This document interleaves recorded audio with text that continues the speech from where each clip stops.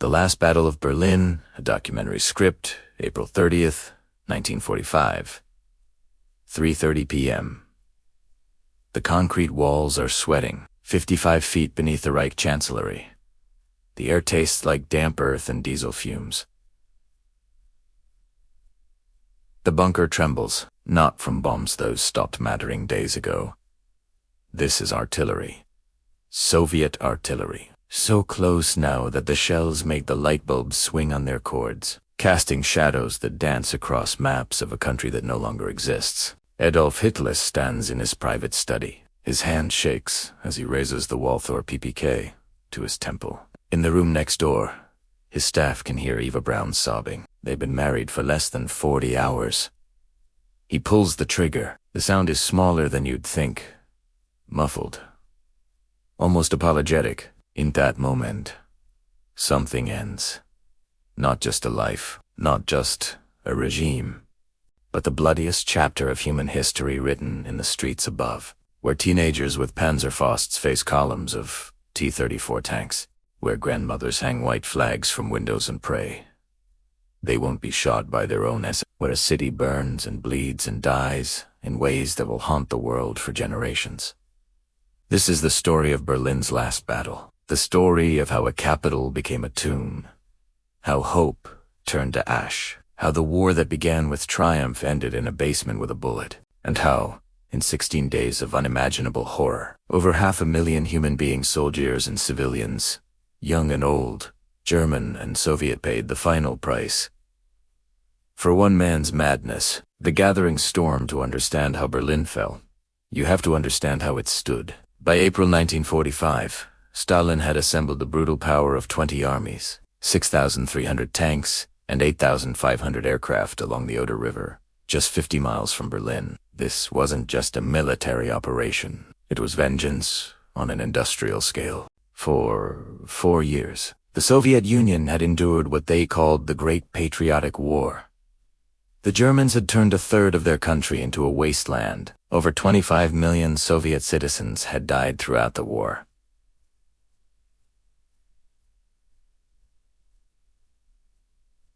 Cities reduced to rubble, Villa Gasa, burned to ash, populations massacred, starved, worked to death in camps that made hell seem merciful. Now the Red Army stood at the gates of Berlin, and they remembered everything. Marshal Georgy Zhukov commanded the 1st Belarusian Front. Close to 1 million Soviet soldiers, including 78,556 soldiers of the Polish First Army, waited for his order to attack. To the south, Marshal Ivan Konev's 1st Ukrainian Front prepared a parallel assault. Between them, 2,500,000 men, 6,250 tanks, 7,500 aircraft, 41,600 artillery pieces, and mortars. The numbers are almost incomprehensible. This was one of the largest concentrations of military power ever assembled in human history, an avalanche of steel and fury about to crash down on a dying city. But first, they had to break through the gates. Seelow Heights. The Blood Price. April 16th, 1945. 3 a.m. The darkness east of Berlin explodes. Over 500,000 shells were fired in the first 30 minutes of battle. The artillery barrage is so massive that windows shatter in Berlin itself, 50 miles away. Searchlights snap on 143 of them, turning night into artificial day, meant to blind the German defenders on the Seelow Heights. Instead, they silhouette the attacking Soviet infantry, make them perfect targets. General Gotthard Heinrici had anticipated this moment. The Heights Rising. 157 feet above the Oder floodplain were Germany's last natural defensive line before Berlin. Heinrici did something brilliant and desperate. He decided to defend the riverbank with only a light skirmishing screen, but to strongly fortify the Seelow Heights. German engineers had flooded the plain below, turning it into swamp. Behind the heights, 3 defensive lines, anti-tank ditches, minefields, bunkers. The Soviet assault became a slaughter. Zhukov's tanks churned into the swamp and got stuck. Infantry followed and died by the thousands. The searchlights that were supposed to help them became death markers. German artillery, firing from elevated positions, tore through the Soviet formations with devastating accuracy. By the end of the first day, Soviet losses added up to 75 tanks, 2,250 killed, 3,400 wounded, and 12 Belarusian Il-2 fighter bombers lost. Zhukov was panicking. Stalin was watching. This was supposed to be a lightning victory, a race to Berlin before the Americans could arrive. Instead, it was becoming a meat grinder. On the second day, Zhukov made a decision that would define the battle. He threw everything forward at once. The three Soviet fronts together had 500,000 men, 6,250 tanks, 7,500 aircraft, 41,600 artillery pieces, and more, 3,255 truck-mounted Katyusha rocket launchers and 95,383 motor vehicles. Not in reserve, all of them. Now, the Germans fought with the courage of the doomed. Hitler Youth with Panzerfaust rockets destroyed Soviet tanks at point-blank range, knowing each shot was their last. Wehrmacht veterans who'd survived Stalingrad held their positions until they ran out of ammunition, then out of time. The effective range of a Panzerfaust was 200 feet, and casualties among the German Panzer Grenadiers ran high. But there were simply too many Soviets. Too many tanks.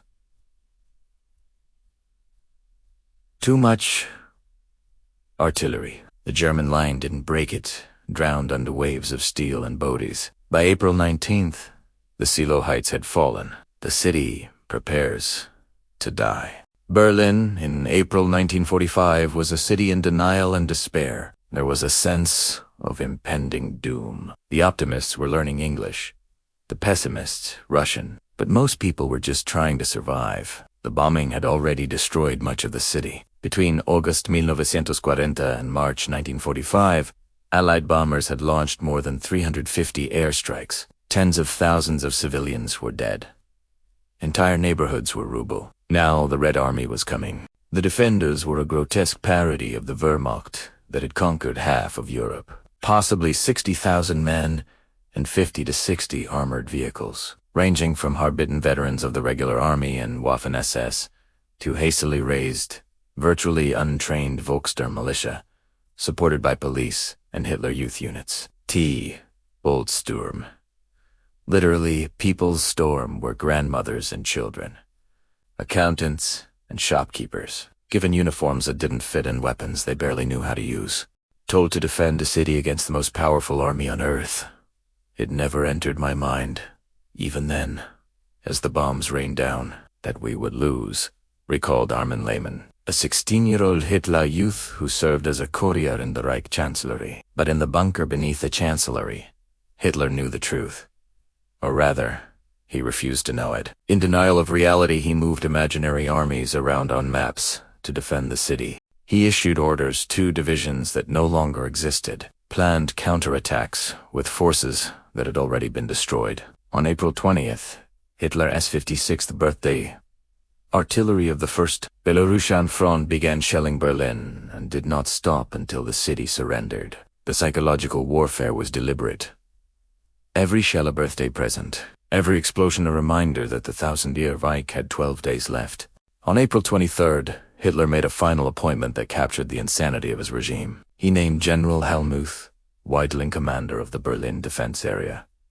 Just one day earlier, Hitler had ordered Weidling executed by firing squad for retreating without permission.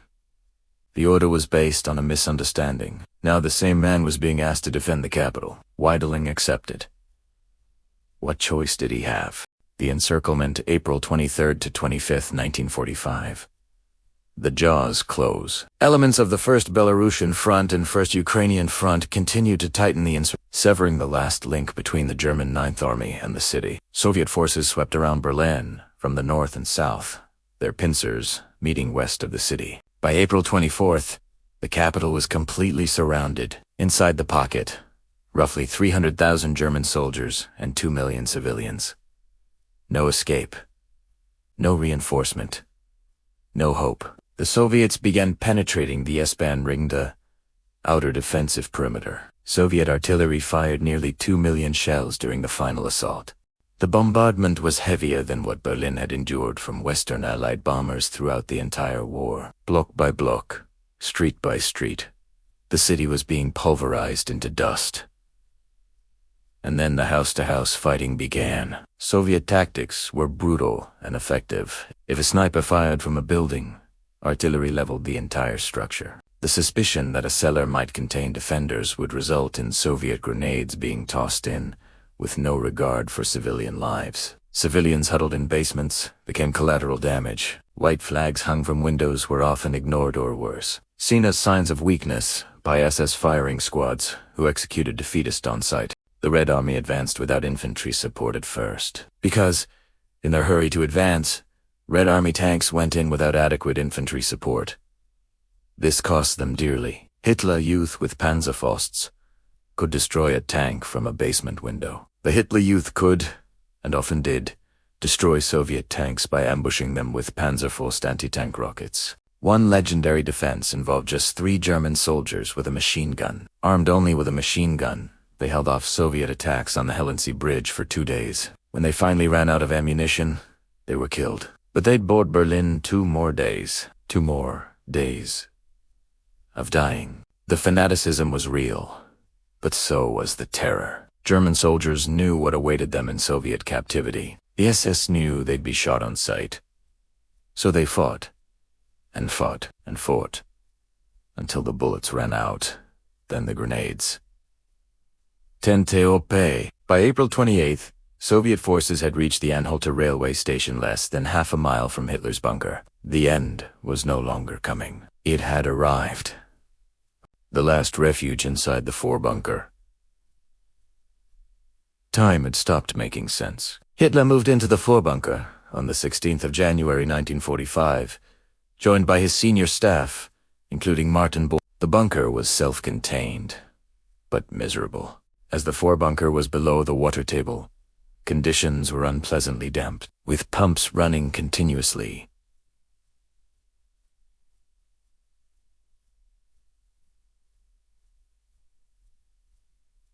To remove groundwater, by late April, it had become a tomb for the living. Hitler's condition had deteriorated catastrophically. His hand trembled constantly. Parkinson's, disease or drug withdrawal, historians still debate.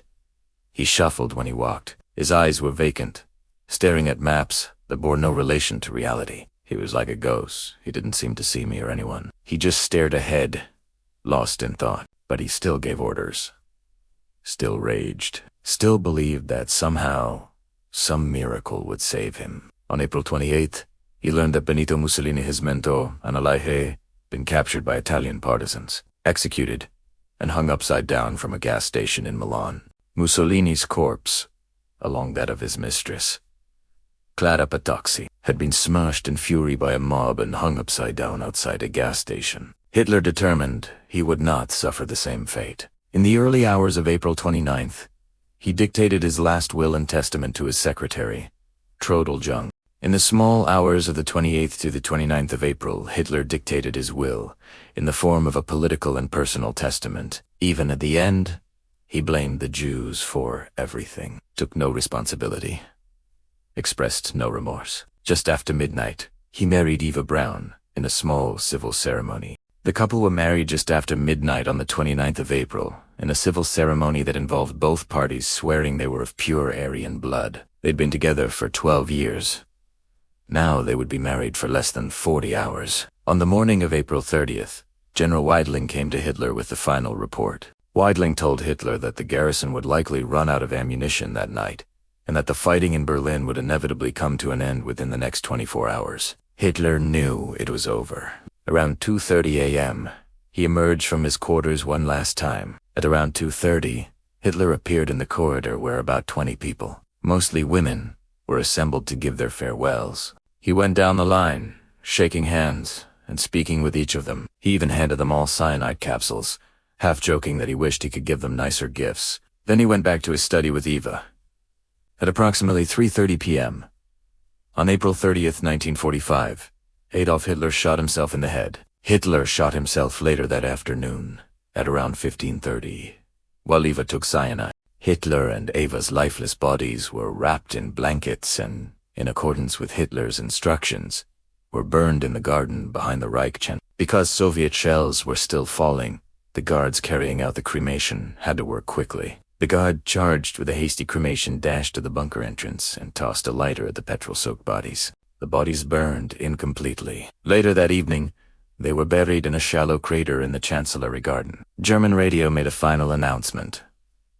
According to news from the Führer's headquarters, this afternoon in his command post in the Reich Chancellery, our Führer, Adolf Hitler, fell in action for Germany, fighting Bolshevism to the last. One last lie for a regime built on lies. The Reichstag, April 30th, 1945. Evening. While Hitler's body burned, Soviet forces were fighting for the building that would symbolize their victory, the Reichstag. The Reichstag had not been in use since it had burned in February 1933. An event Hitler himself had exploited to seize dictatorial powers. Now it was a fortified ruin, defended by SS troops and Hitler Youth who turned every room into a bunker, every stairwell into a killing ground. On the 2nd of May 1945, the Red Army controlled the building entirely. The fighting had been room to room, floor by floor. The German troops inside were heavily entrenched, and fierce room-to-room fighting ensued. The iconic photograph of Soviet soldiers raising the red flag over the Reich. The famous photo of the two soldiers planting the flag on the roof of the building is a reenactment photo, taken the day after the building was taken. Staged for propaganda. But the violence was real. The blood was real. The victory was real. The fall of the Reichstag broke something fundamental in Berlin's defense. Not because the building mattered militarily, it didn't, but because it meant the war was over, and everyone knew it. The surrender, May 2nd, 1945. Morning. General Wadling faced an impossible choice. Continue fighting and guarantee the deaths of thousands more, or surrender and face certain execution by Hitler's loyalists.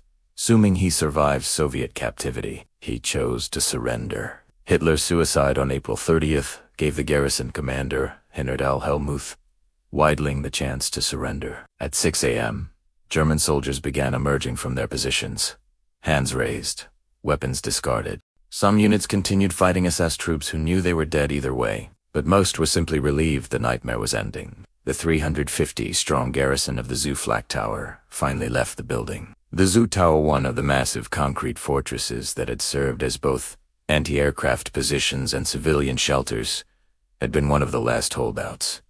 When its defenders emerged, they were stunned to find that Berlin no longer existed as they remembered it. The city was a landscape of total destruction. Hundreds of thousands perished in the Battle of Berlin, including untold numbers of civilian men, women and children, while countless more were left homeless amid the ruins. But the dying wasn't over. What followed in the weeks after the surrender was one of the darkest chapters in a war filled with atrocities. In many areas of the city, vengeful Soviet troops engaged in mass rape, pillage, and murder. Estimates suggest that over 100,000 women in Berlin were raped by Soviet soldiers. Some historians put the number far higher posed. Most Germans, soldiers, and civilians were grateful to receive food issued at Red Army soup kitchens. However, in many areas, vengeful Soviet troops looted, raped an estimated 100,000 females, and murdered civilians for several weeks. The Soviet command tried to restore order. The Red Army made a major effort to feed the residents of the city. But the damage was done. Liberation for some meant occupation and terror for others. The reckoning, the numbers tell a story of almost incomprehensible destruction. According to declassified archival data, Soviet forces sustained 81,116 dead for the entire operation, which included the battles of Seelow Heights and the Halb. Another 280,251 were reported wounded or sick. The bunker revisited, April 30th, 1945. 3:30 p.m. Hitler pulls the trigger. The sound echoes through the bunker's concrete corridors. Eva Braun's body lies beside him, cyanide foaming at her lips. Outside, the city is an inferno. Above them, Soviet soldiers are fighting their way through the Reich Chancellery Garden, less than 100 yards away. In his last will and testament, Hitler appointed Admiral Karl Dönitz as his successor. Dönitz would last 8 days, before surrendering unconditionally to the Allies. On May 7, 1945, Germany signed the Instrument of Surrender at Reims, France. The ceremony was repeated in Berlin on May 8th V-Day. Victory in Europe. Over 25 million Soviet citizens died throughout the war. 6 million Jews murdered in the Holocausts. Millions more soldiers and civilians from dozens of nations lost to the bloodiest conflict in human history. And it all ended in a basement in Berlin, with a gunshot and a burning body. Aftermath today. The site of the Ford bunker is a parking lot. The bunker was eventually filled in, and the German government would obviously not allow any graceful stone memorial, statue, or plaque on the site. There's only a small, unremarkable sign explaining what once stood here. No grand monument, no pilgrimage site. Just asphalt and apartment buildings. This is intentional. Germany chose to bury the bunker the same way it tried to bury the memory of those 12 years of madness. Not from shame alone, but from understanding that some places should not be preserved, that some history should be remembered, but not venerated. The Tiergarten Berlin's Great Park holds a different memorial. Before the year was out, on November 11, 1945, the Soviets unveiled a monument to their victory in the Tiergarten. A massive bronze statue of a Red Army soldier stands atop a colonnade. Below, a cemetery where over 2,000 Red Army soldiers rest after falling.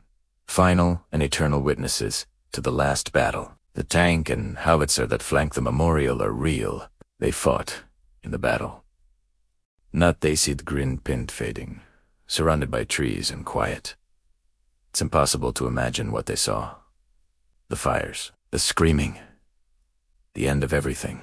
On the 8th of May, 1945, the city of Berlin lay in ruins. The Germans had gambled on a war of annihilation in the east, and they had lost. Epilogue: there's a reason the Battle of Berlin matters beyond the obvious, beyond the deaths, the destruction, the symbolic fall of the Nazi capital. It matters because it shows what happens when ideology becomes insanity, when a regime chooses death over surrender, when young boys are handed anti-tank weapons and told to stop an army, when a city of 2 million civilians becomes a battlefield because one man in a bunker can't admit defeat. The defenders of Berlin were matched veterans.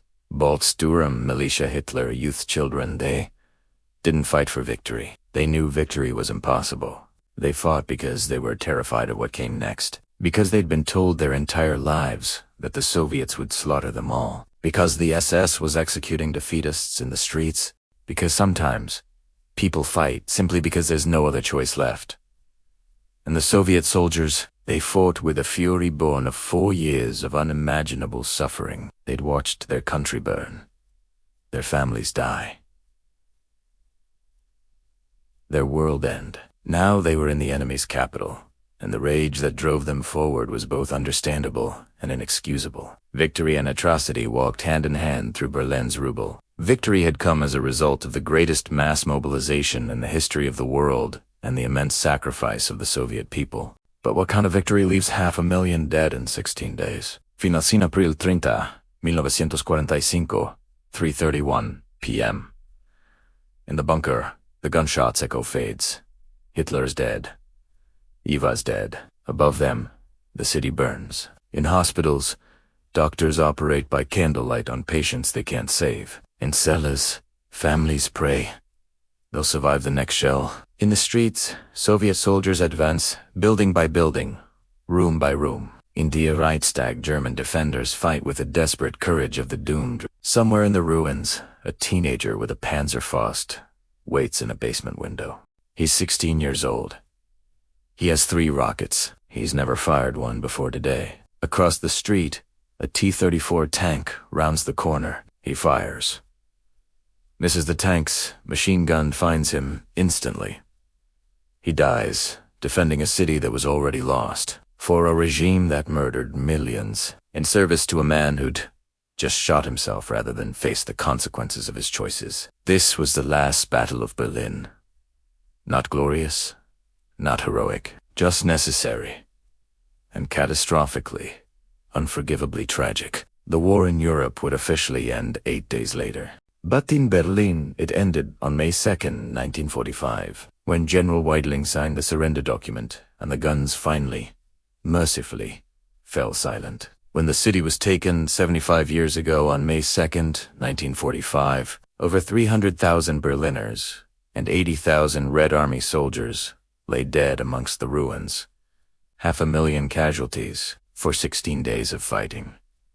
For a capital that was already lost. For a war that should never have been fought. This is what the last battle looks like.